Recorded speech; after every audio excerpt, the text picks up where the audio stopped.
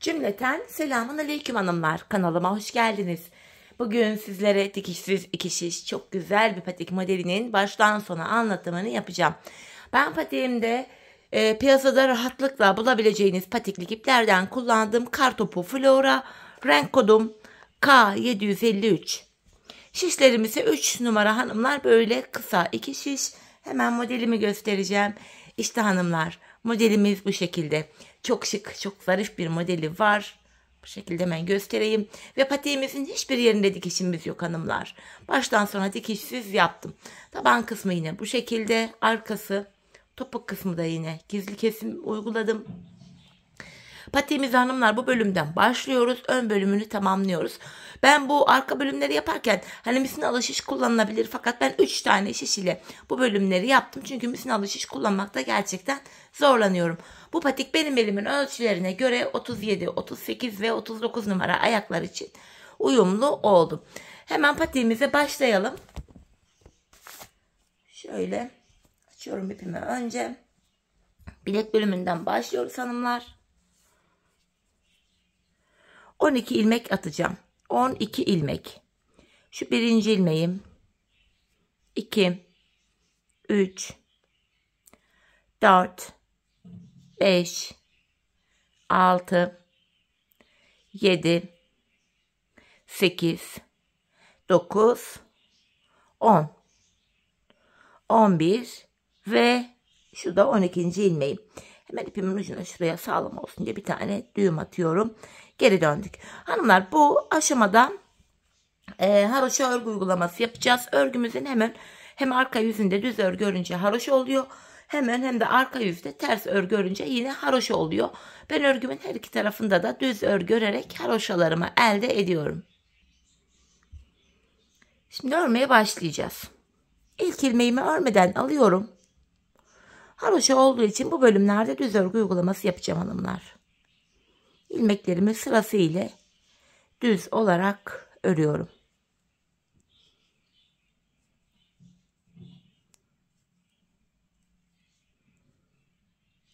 Şimdi geri döndük. Geri döndüğümüzde ön yüzdeyiz. Ön yüzde olduğumuzu şöyle kabul ediyorum. Başlangıç ipimiz eğer sol taraftaysa ön yüzdeyiz demektir. Bakın hanımlar, burada bir diş haroşamız oluştu bile. Toplam 3 diş haroşa olana kadar haroşa örmeye devam edeceğiz. Yine ilmeklerimi düz olarak örüyorum.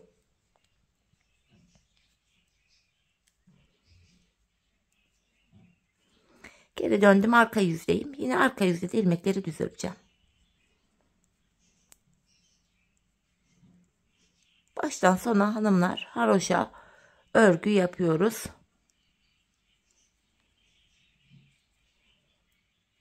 Şöyle yeniden bakın, 2 diş haroşamız oldu. Bir diş haroşa daha öreceğiz. Yine ön yüzdeyim. İlmeklerimi düz olarak örüyorum. Geri döndüm, arka yüzdeyim. Kenar ilmeğimi örmeden aldım. Düz örmeye devam ediyorum.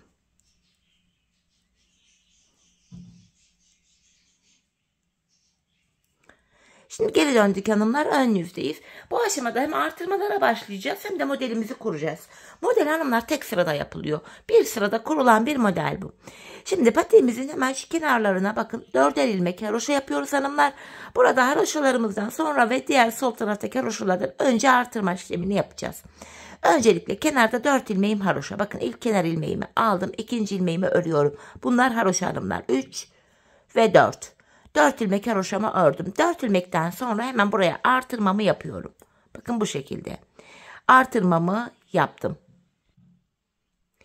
Artırmamı yaptıktan sonra hemen modelimize başlayacağız hanımlar. Artırmadan sonra hemen yanına bir ilmek ters örüyorum. Bakın, bir tane ters ördüm. Ardından bakın, şu önde model 2 ilmek üzerine kuruluyor. Bakın, şu önde 2 tane ilmeğim var.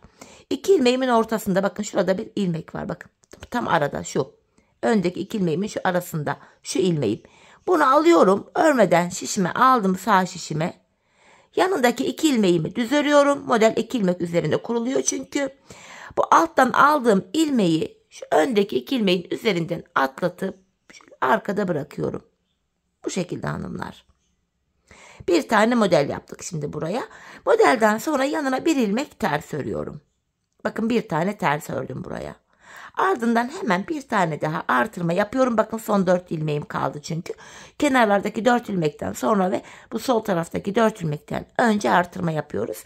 Kenardaki 4 ilmek haroşamı düz olarak ördüm. Şimdi arka yüzdeyiz hanımlar. Arka yüzde yapacağımız işlem şu. İlmekler hep düz örülecek hanımlar. Bakın ilmeklerimizin hepsini düz örüyorum. Bu modelimizde böyle. Ön yüzde öyle model kurulumu yapıyoruz. Arka yüzde ilmeklerin hepsini düz örüyoruz. Gördüğünüz gibi bütün ilmeklerimi düz olarak ördüm. Şimdi geri dönüyorum, ön yüzdeyiz. Bakın hanımlar, buraya bir tane modelimizi kurduk. Bakın burada bir tane ajurumuz görünüyor. Bir modelimiz mevcut.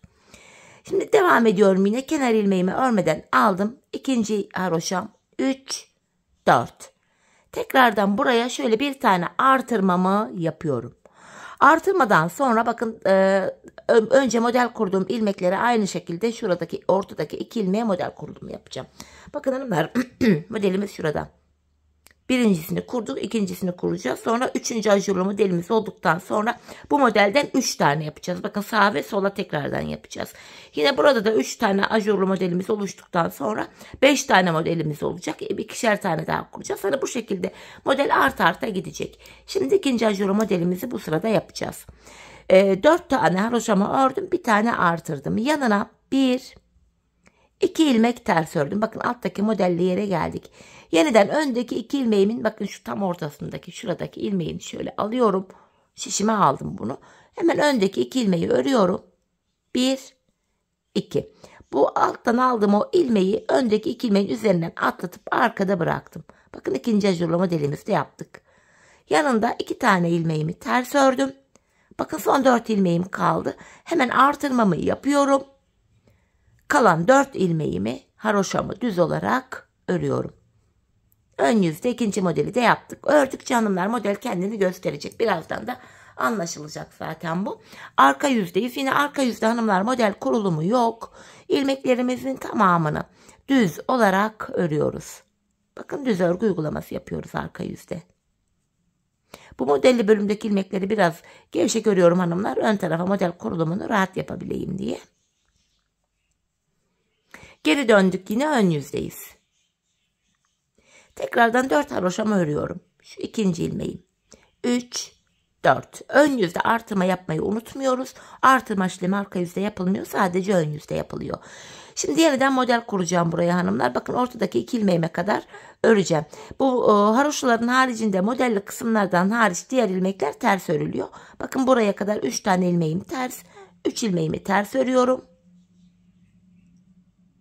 Ardından öndeki 2 ilmeğim, bakın ikisinin ortasına şuraya şişimi taktım. Buradaki ilmeği alıyorum.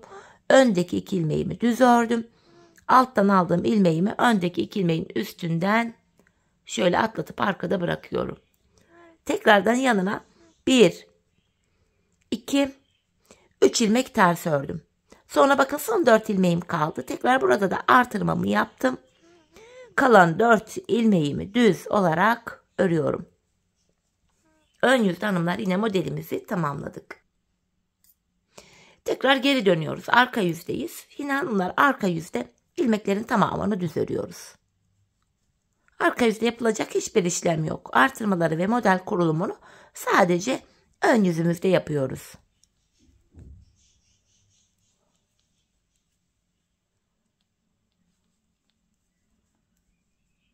Sonuncu ilmeğimi de yine düz ördüm. Evet, şimdi geri döndük hanımlar, ön yüzdeyiz. Şimdi altta baktığımız anda bakın burada şuradaki ilk modelimiz, birinci ajurlu modelimiz. Şu 2, şu da 3. 3 tane ajurlu modelimizi hanımlar buraya yaptık. Bakın 1, 2, 3. Şimdi buraya 4. ajurlu modeli yaparken sağ ve sola yeniden aynı modeli kurmaya başlayacağız. Yine öncelikle kenar ilmeğimi aldım. İkinci ilmeğimi örüyorum. 3, 4. 4. haroşamdan sonra hemen artırmamı yaptım. Hanımlar ilk modeli yaparken de 4 haroşamızı örmüştük. Artırma yaptık ve bir ilmek ters örmüştük. Bakın yine artırma yaptım. Yine bir ilmek ters örüyorum. Model kurulumu hep bu şekilde oluyor. 4 ilmek haroşa örüyoruz. Artırma yapıyoruz. Bir ilmek ters ördük. Sonra şu öndeki 2 ilmeğin bakın tam ortasına şuraya şişimi takıyorum.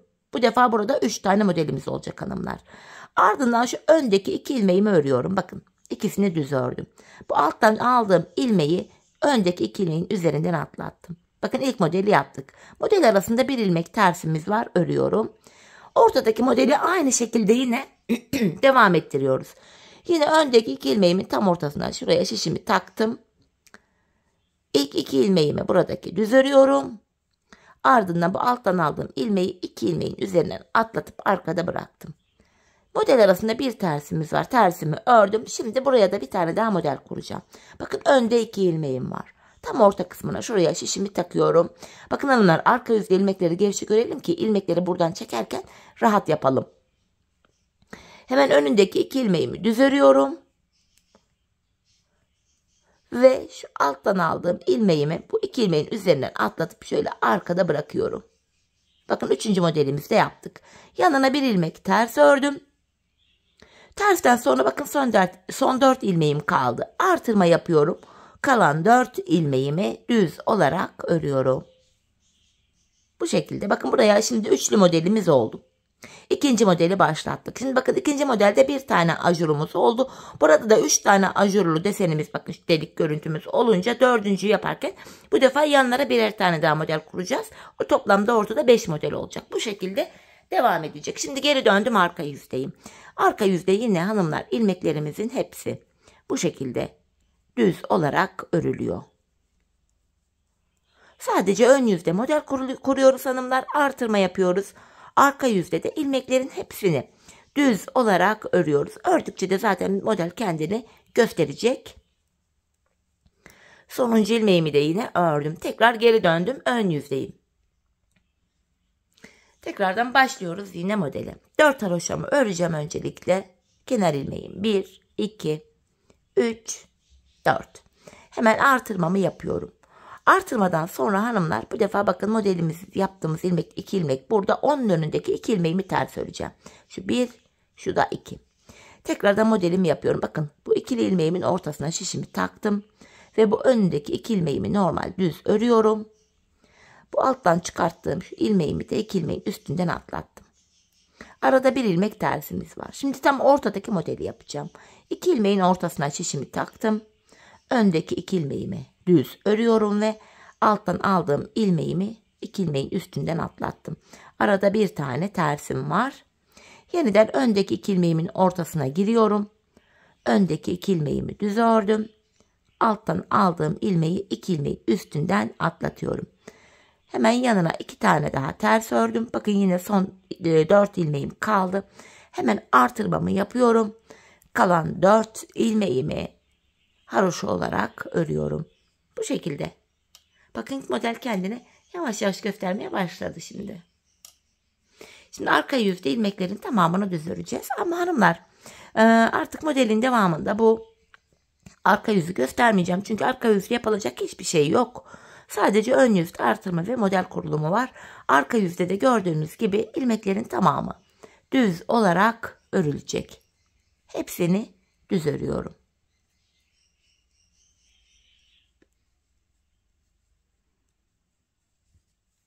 Geri döndüm yeniden ve ön yüzdeyiz. Modelimize ve artırmalarımıza devam edeceğiz. Yine kenar ilmeğimi aldım. İkinci ilmeğim 3, 4. 4 haroşamdan sonra artırmamı yapıyorum.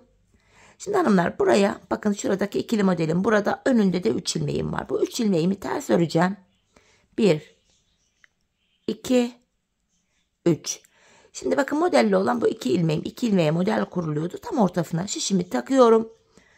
Öndeki 2 ilmeğimi düz ördüm. Alttan aldığım ilmeğimi 2 ilmeğin üstünden atlatıyorum. Arada bir tersim var. Şimdi ikinci modelimi yapacağım. Bu tam ortadaki ilmeğe şuraya yine şişimi taktım. Bu öndeki 2 ilmeğimi örüyorum. Ardından şu alttan aldığım ilmeği 2 ilmeğin üzerinden atlattım. Bir tersimi örüyorum. Üçüncü modelimi de aynı şekilde yapıyorum hanımlar. Bu şekilde. Bakın burada da 1, 2, 3 tane ajurlu modelimiz oldu. Hemen yanında. Yeni başlattığımız ajurlu modelden de 1, 2, 3 tane oldu. 3 tane olduktan sonra dördüncüyü yaparken yeni modeli de kuruyorduk hanımlar. Şimdi modelimizi yaptıktan sonra hemen yanında 3 ilmek tersim var. 3 tersimi ördüm. Son 4 ilmeğim kaldı. Artırmamı yapıyorum. Kalan 4 ilmeğimi düz olarak örüyorum. Hanımlar şimdi arka yüzdeyiz. İlmeklerin hepsini arka yüzde düz olarak örelim gelelim. Arka yüzde ilmekleri düz ördüm. Yeniden ön yüze geldim hanımlar. Tekrardan devam ediyoruz. Öncelikle yine ön yüzde 4 haroşamı örüyorum. 3, 4. Hemen artırmamı yapıyorum. Şimdi hanımlar burada 1, 2, 3 tane modelimiz olmuştu. Şimdi dördüncüyü yaparken bakın 3 ajurlu model görünüyor altta. 1, 2, 3. Şimdi buraya 2 tane daha model ekleyeceğiz. Yani bakın şuralardaki modelleri de ekleyeceğiz. Burada 5 tane modelimiz olacak. 5'li modelimiz. Şimdi modeli yaparken şöyleydi. Bakın 4 tane haroşamızı örüyoruz. 1 tane artırıyoruz. 1 ters örüyoruz. Zaten ilk modeli yaparken de aynısını yaptık. İkinciyi yaparken de yine 4 haroşayı ördük. Artırdık. 1 ters ördük. Şimdi buraya yeni modeli yaparken yine 4 haroşamı ördüm. Artırdım. 1 ters ördüm. Ardından hemen önde 2 ilmeğim var. Tam ortasına bakın. Şöyle şişimi taktım. Buradan aldığım ilmeğimi örmedim. Bekliyor. Hemen önündeki 2 ilmeği örüyorum. Alttan aldığım ilmeği 2 ilmeğin üzerinden atlattım. Bakın yeni modeli de kurduk. Burada 3 tane modelimiz vardı. Sağa ve sola birer tane daha model ekledik. 5 modelimiz oluyor. Arada tersim var. Ördüm. Yine bakın aradaki modelleri de aynı şekilde yapıyorum.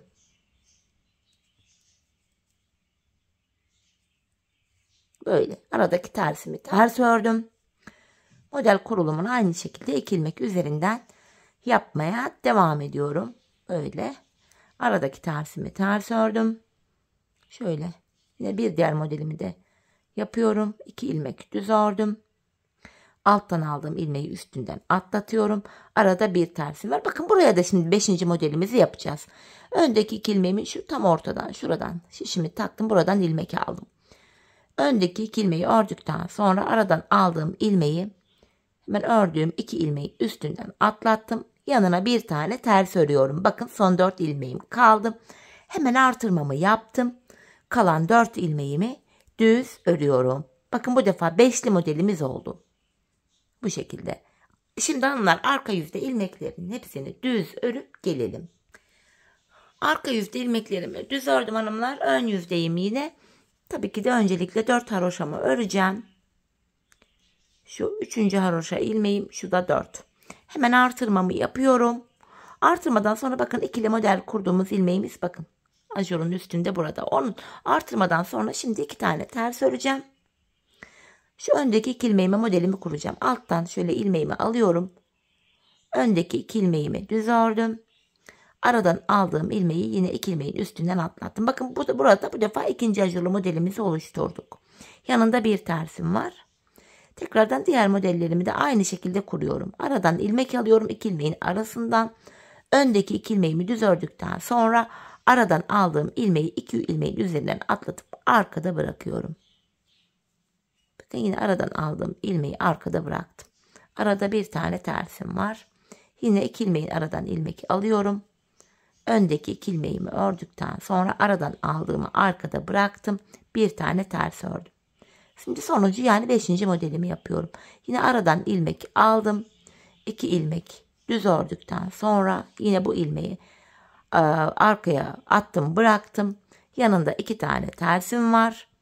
Son 4 ilmeğim kaldı. Tabii ki artırma yapmayı unutmuyorum ve kalan 4 ilmeğimi düz olarak örüyorum. Arka yüzde hanımlar ilmeklerimizi düz olarak örelim gelelim. Evet hanımlar yeniden ön yüzdeyiz. Devam ediyoruz yine modelimize. 4 haroşamı örüyorum. 3, 4. Artırmamı yaptım. Bakın burada 2 tane ajurlu modelimiz oldu. Şimdi üçüncüsünü de açacağız hanımlar. Artırmadan sonra bu defa 3 ilmek ters öreceğim.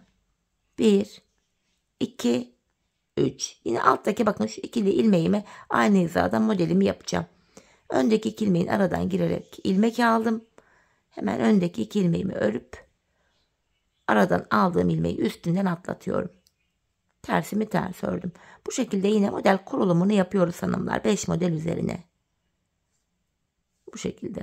Aradaki tersimi ördüm. Bir diğer modelimi yapıyorum. Hem ilmek sayıları artıyor hem model sayıları artıyor. Yine aradan girerek ilmek çıkarttım.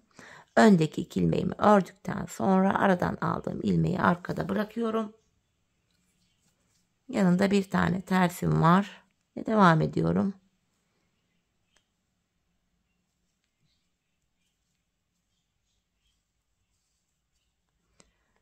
Son modelimi de yaptıktan sonra arada 3 ilmek tersim var. 3 tersimi ördüm. Son 4 ilmeğim kaldı. Artırmamı yapıyorum ve kalan 4 ilmeğimi düz ördüm. Şimdi arka yüzde hanımlar yine ilmeklerimizi düz olarak örelim ve gelelim. Evet hanımlar, ön yüze geldim yeniden. Bakın burada sonucu yaptığımız modelden yine 1, 2, 3 tane burada model görünüyor. Bakın ajurlu model görünüyor. Bu aşamada da bu demek oluyor ki yanlara birer tane daha model kuracağız. Böylece bu sıramızda da 7 tane modelimiz olacak. Şimdi yine 4 tane haroşa ilmeğimi öreceğim. Bu şekilde. Hemen artırmamı yapıyorum. Diğer bakın ilk birinci model, ikinci ve üçüncü modelde yaptığımız gibi 4 haroşayı ördük, artırdık. Bir ilmek ters ördükten sonra hemen yeni modeli başlatıyoruz. Öndeki 2 ilmeğimin ortadan girerek yine ilmek alıyorum. Öndeki 2 ilmeğimi böyle düz ördüm. Aradan aldığım ilmeği 2 ilmeğin üstünden atlatıyorum. Arada tersimiz var. Bakın yine diğer modellere tek ilmek üzerine aynı işlemi uygulayacağız. Bu defa 7 tane modelimiz oluyor hanımlar. Şöyle atlattım. Arada bir tersim var. 3. modelimi yapıyorum. Yine aradan ilmek çıkarttım. Öndeki 2 ilmeğimi düz ördüm ve ilmeğimi üzerinden atlatıyorum. 2 tane ilmeğin. Tersimi ters ördüm yine. Bu şekilde modelimizi aynı şekilde kuruyoruz.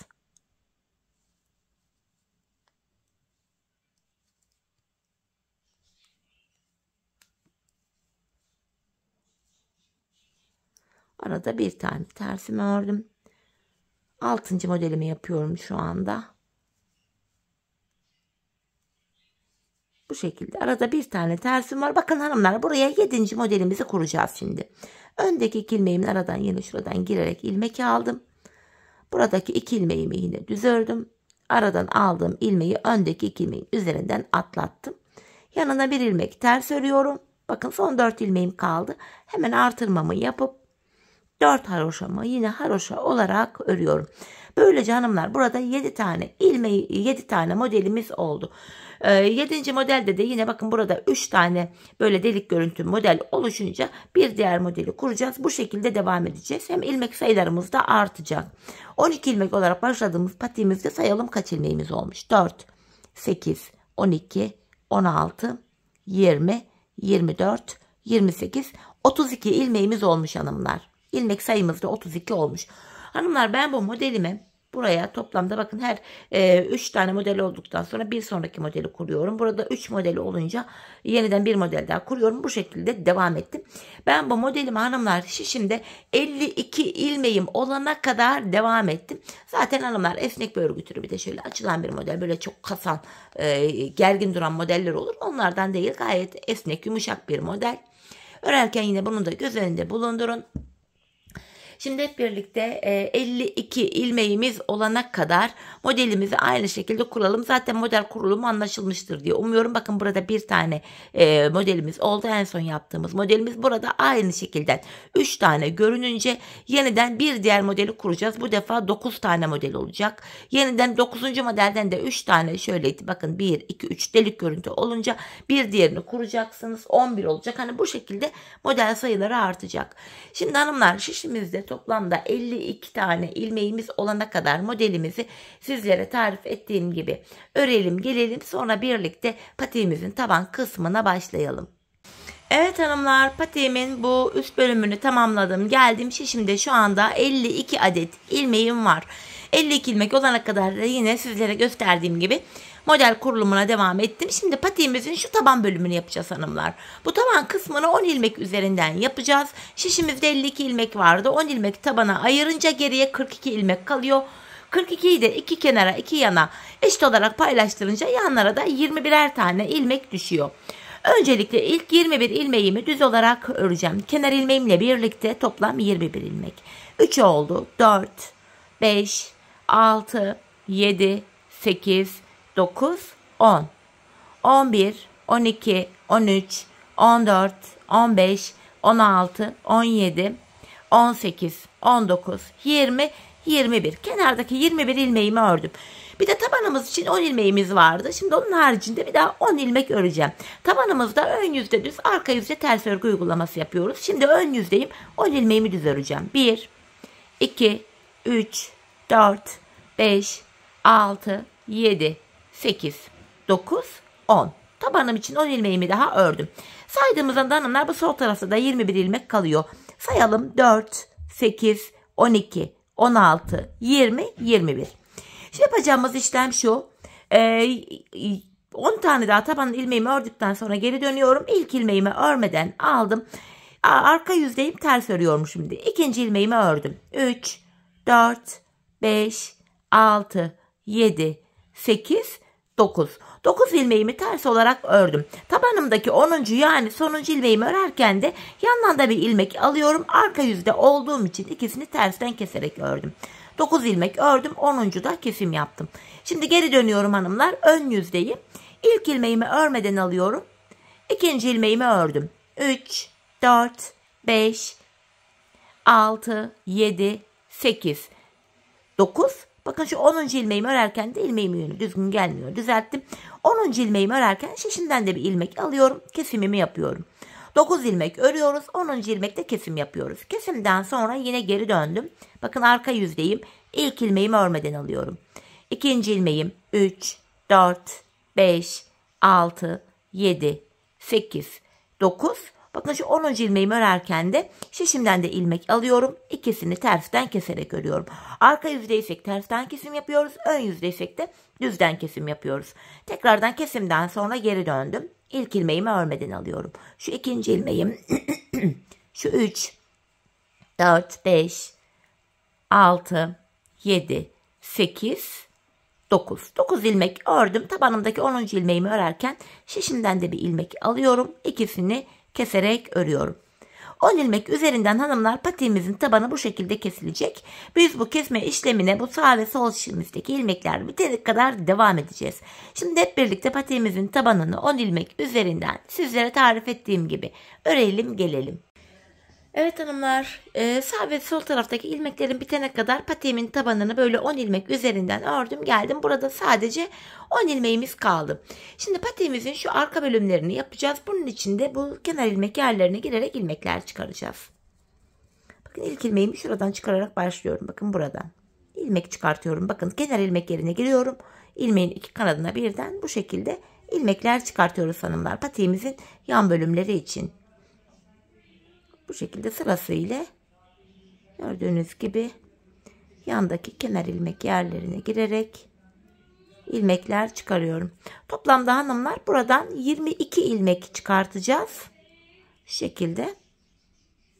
Bir sayayım kaç ilmeğimiz olmuş. Eksik ya da fazla olmasın. 4, 8, 12, 16, 17, 18, 19, 20, 21 ve 22.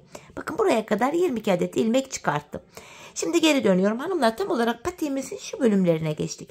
Patiğimizin hemen şu kenarlarına ben 5'er ilmek haroşa ördüm. Diğer ilmekleri de ön yüzde düz, arka yüzde ters olacak şekilde örmeye devam ettim. Şimdi devam ediyorum örmeye. Şu kenardaki ilk 5 ilmeğim haroşa. Bakın ilk ilmeğimi örmeden alıyorum. 5 ilmek haroşamı düz olarak öreceğim. Kenar ilmeğimle birlikte bakın 5 ilmek haroşamı düz ördüm. Hem ön hem arka yüzde bu 5 ilmeği düz öreceğim. Kalan ilmekleri de bakın şu anda arka yüzdeyim. Ters olarak örüyorum. Hanımlar bu bölümde bazı hanımlar çok rahat bir şekilde misinalı şiş kullanabiliyorlar. Fakat ben misinalı şiş kesinlikle kullanamadığım için burada böyle kısa şişlerle yapacağım bu bölümü. Hani kullanamadığım şişlerle de yapmanın bir anlamı yok. Çünkü videoda rezil oluyorum. Daha önce birkaç modelle denedim. Buradaki 22 ilmeğimi ördüm. Şimdi tabanımda 10 ilmeğim var. Burayı da yine ters olarak öreceğim.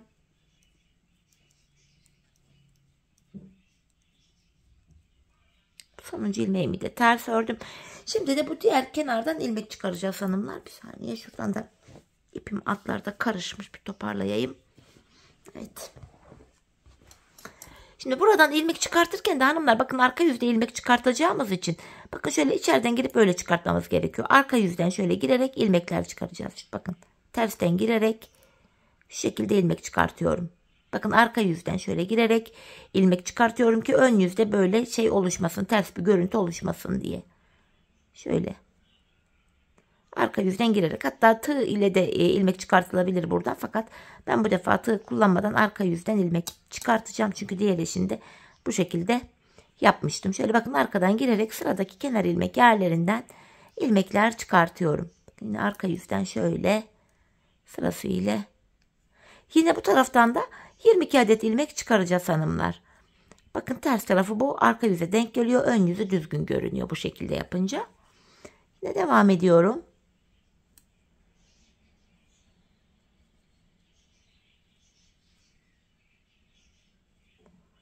Bu şekilde sırasıyla ilmeklerimi çıkarıyorum.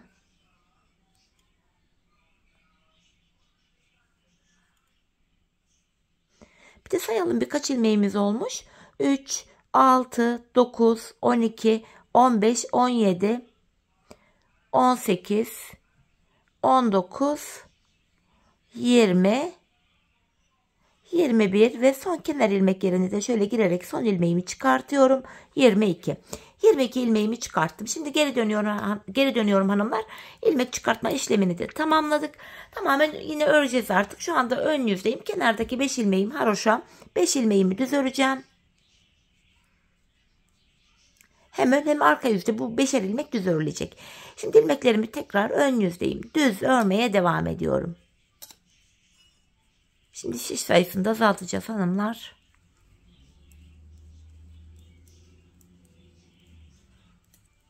Tabanda 10 ilmek vardı. 5'ini bu şişimle öreceğim. Aynı şişim ile. Fazla şişlerle uğraşmayalım diye. Kalan 5 ilmeği de diğer şişe aktaracağım. Böylece patiğimizin arka bölümünü 3 şiş ile daha rahat yapmış olacağız. Bu şişi artık bırakıyorum. Kalan ilmekleri de aynı şişim ile öreceğim. Hanımlar, patiğimizin arka bölümünde yapılacak başka bir şey yok. Bilek ayrımı bölümüne kadar öreceğiz, geri döneceğiz. Öreceğiz, geri döneceğiz. Ön yüzdeysek eğer düz örgü, arka yüzdeysek eğer de ters örgü uygulamasını yapacağız. Sadece kenarlardaki 5'er ilmek haroşalarımızı haroşa olarak örmemiz lazım. Bakın 5 ilmeğim kaldı haroşam. Bunları da düz örüyorum. Bilek bölümüne geldik. Yapacağımız işlem şu. Tekrar bilek bölümünde geri dönüyorum. İlk 5 ilmeğimi haroşa, ilk ilmeğimi örmeden aldım. İkinci ilmeğimi düz örüyorum. 3, 4, 5. 5 ilmek haroşamı düz ördükten sonra diğer ilmeklerime bakın arka yüzdeyim. Sırası ile ters olarak öreceğim. Patiğimizin arkası bundan ibaret. Bilek bölümüne kadar öreceğiz, geri döneceğiz. Öreceğiz, geri döneceğiz. Patiğimizin arkasını böyle tamamlayacağız. Bu şekilde devam ediyorum örmeye. Şişimizde de hanımlar 54 ilmeğimiz oldu. 10 ilmek tabanda vardı. 22 ilmek sağdan çıkarttık. 22 ilmek soldan. 10 ilmek de tabanda, hepsini toplayınca 54 ilmeğimiz oluyor. Bu şekilde diğer şişime geçtim. Yine buradaki ilmeklerimi de arka yüzdeyim. Ters örüyorum. Sadece son 5 ilmeğim haroşa olduğu için son 5 ilmeğimi düz öreceğim. Patiğimizin arkası bu kadar. Bakın son 5 ilmeğime geldim. Haroşalarımı düz olarak örüyorum. Sonuncuyu da yine ördüm. Şöyle baktığımız anda hanımlar şurada bakın. Bu kenara bakıyorum. Şu kenara burada bir diş haroşamız oluştu bile. Yapacağımız işlem patiğimizin arkasında bu. Bu şekilde arka bölümünü öreceğiz. Ben şu arka bölümünü hanımlar şuraya toplamda 16 sıra 16 diş haroşa ördüm. Benim elimin ölçülerine göre tam geldi. Sizler bu aşamada mutlaka patiğinizi örerken şurası biraz genişler, birkaç sıra daha ördükten sonra. Şöyle bir ayağınıza giyip ölçün hanımlar. Deneyerek yapın. Patiğinizin bu arka bölümünü bakın şöyle ayağınıza giydiğiniz, ölçtüğünüz anda şu arka bölümünü topuğunuzun şu kenarına gelene kadar örmeniz gerekiyor. Bu şekilde ölçü alarak yaparsanız patiğiniz ayağınıza tam olur, büyük oldu ya da küçük oldu diye bir sorun da yaşamazsınız. Şimdi hep birlikte ölçülerimize göre patiğimizin arka bölümünü örelim gelelim. Ardından da birlikte topuğumuzu keselim. Evet hanımlar, patiğimin arka bölümünü yaptım geldim, 16 sıra haroşamı ördüm. Bu aşamada şöyle sol taraftaki şişime hanımlar, ön yüzden baktığımız anda bu sol tarafa topuğumuz için 23 ilmek ayırdım. Kalan ilmeklerin hepsini de bu sağ şişime taktım. Şimdi birlikte topuk kesimini yapacağız. Bu topuk bölümünde kenardaki 5 ilmek haroşamızı yine haroşa olarak örüyoruz hanımlar. 5 haroşamı ördüm. Ardından ön yüzdeyim. İlmeklerimi düz olarak ve sayarak örmeye devam edeceğim. 5 haroşamı örmüştüm. Şu 6. 7, 8, 9, 10, 11, 12, 13, 14, 15, 16, 17, 18, 19, 20, 21, 22. İlk 22 ilmeğimi normal düz olarak ördüm. 23. ilmeğimi örerken öndeki 2 ilmeği birlikte keserek örüyorum. 22 ilmek ördüm, 24. de kesim yaptım. 22 ilmek ördüm, 23. de kesim yaptım. Zaten bu sol tarafa da 23 ilmek ayırmıştık. Topuğumuz için orta kısma baktığımız anda burada da 7 ilmek kaldı. Bu 7 ilmek her seferinde birer birer kesilerek eksilecek, bitecek ve böylece topuğumuz oluşacak. Şimdi yapacağımız işlem şu. Kesim yaptıktan sonra geri dönüyorum. İlk ilmeğimi örmeden aldım. Arka yüzde olduğum için diğer ilmeklerimi ters olarak örüyorum. Sadece sondaki 5 ilmeğim haroşa olduğu için son 5 ilmeğimi düz öreceğim. Bakın son 5 ilmeğime geldim. Buralar haroşa, düz olarak örüyorum buraları. Tekrar geri döndük. Ön yüzdeyiz. Bir önceki sırada yaptığım işlemin aynısını yapacağım. Yani ilk 22 ilmeğimi öreceğim. 23. ilmeğimi örerken kesimimi yapacağım. 5 haroşamı ördüm. Sayarak gidiyorum. 6, 7, 8, 9, 10, 11, 12, 13, 14, 15, 16, 17, 18, 19, 20, 21, 22 ilmek ördüm. 23. de şu öndeki ikisini alıyorum. Birlikte keserek örüyorum. İkinci kesimimi yaptım. Bir önceki sırada burada 7 ilmeğimiz vardı. Şimdi baktığımız anda 1 ilmek eksildi. 6 ilmek kaldı. Şimdi yapacağımız işlem şu. Tekrar kesimden sonra geri döneceğiz. Arka yüzde ilmekleri öreceğiz. Ardından tekrar ön yüzde 22 ilmeği örüp 23. de kesimimizi yapacağız. Biz bu kesme işlemine şu aradaki 6 ilmek bitene kadar devam edeceğiz hanımlar. Şimdi hep birlikte bu 6 ilmeğimiz bitene kadar patiğimizin topuğunu sizlere gösterdiğim gibi örelim gelelim. Evet hanımlar, aradaki ilmeklerin bitene kadar patiğimin topuğunu ördüm geldim. İlk başta sol tarafa 23 ilmek ayırmıştım. Kesimlerden sonra sağ şişimde de 23 ilmeğim kaldı. Yani her iki şişimizdeki ilmek sayıları da birbirine eşit. Bu aşamada patiğimin düz tarafı içeride, ters tarafı da dışarıda olacak şekilde şöyle ikiye katladım. Ben tığ ile kolay kesim yapabildiğim için elime uygun herhangi bir tığ aldım. Şimdi ilk kesimim şöyle. Benden taraftaki şişten bir ilmek. İkinci şişten de bir ilmek alıyorum. İkisini birlikte keserek ördüm. Diğer kesimlerim de şöyle. Benden taraftaki şişten bir ilmek, ikinci şişten de bir ilmek aldım tığıma. İkinci aldığım ilmeği ilk ilmeğin içinden geçirip tığımdaki ilmekleri topluyorum. Benden taraftaki şişten bir ilmek, ikinciden de bir ilmek alıyorum. İkinci ilmeği ilkinin içinden geçirip tığımdaki ilmekleri topluyorum. Karşılıklı olarak şişlerimizden birer tane ilmek alıyoruz ve İkinci şişten aldığımız ilmeği ilk şişten aldığımız ilmeğin içinden geçiriyoruz. Tığımızdaki ilmeklerimizi topluyoruz. Her iki patiğimizin topuğunun kesim yönü de aynı taraflı oluyor hanımlar. Zaten gizli kesim olduğu için kesim yeri belli bile olmuyor. 5 şiş patiklerimde kullandığım topuk yöntemini yine bu 2 şiş patiğimde de kullanmayı tercih ettim. Kesim işlemi bu şekilde devam ediyor. Şimdi kalan ilmekleri de aynı şekilde keselim gelelim. Evet hanımlar, ilmeklerimi kestim. Şişlerimde son birer ilmeğim kaldı. Yine sırasıyla bu ilmeklerimi de tığıma alıyorum. Artık bu şişlerimiz de boşa çıktı. Şimdi tığımda 3 ilmeğim var. Üçünü birden topluyorum tek seferde. Patiğimizin bu topuk kesimini bitirdik hanımlar. Bakın topuğumuz şu şekilde gördüğünüz gibi. Topuğumuz böyle oldu. Bir de ben patiğime şöyle şık dursun diye kenar oyası yaptım. Dileyen sade de kullanabilir. Dileyen de benim gibi kenar oyası da yapabilir. Kenar oyamız da şöyle olacak hanımlar. Yine aynı ipimle önce şuraya bir tane zincir çekip burayı sıkılıyorum. Hemen öndeki kenar ilmek yerine bakın ilmeğin iki kanadına birden batarak gelip böyle bir sık iğne yapıyorum. Şimdi kirpik yapmak için 3 zincir çekiyorum. Sık iğnemin içine geri batarak kirpiğimi burada topluyorum. Ve hemen öndeki kenar ilmek yerine batarak kirpiğimi buraya sabitliyorum. Şimdi ikincisini yapalım. Önce sık iğne yapıyoruz hanımlar. Çok sıkı yapmayalım bu kirpik olayını. Sık iğnelerimizi biraz esnek tutalım. Patiğimizin bu bölümü esnek dursun diye. Sık iğnemi yaptım. 3 zincir çekiyorum. Sık iğnenin içine batarak bu 3 zincirimle şöyle kirpik oluşturup sıradaki kenar ilmek yerine batarak kirpiğimi sabitliyorum. Şimdi üçüncüsünü de yapalım. Sıradaki kenar ilmek yerine battım. Sık iğnemi oluşturdum. 3 zincir çekiyorum. Sık iğnenin içine batarak kirpik oluşturup hemen sıradaki kenar ilmek yerine batıp kirpiğimi sabitliyorum. Yine öndeki kenar ilmek yerine battım, yine sık iğne oluşturdum.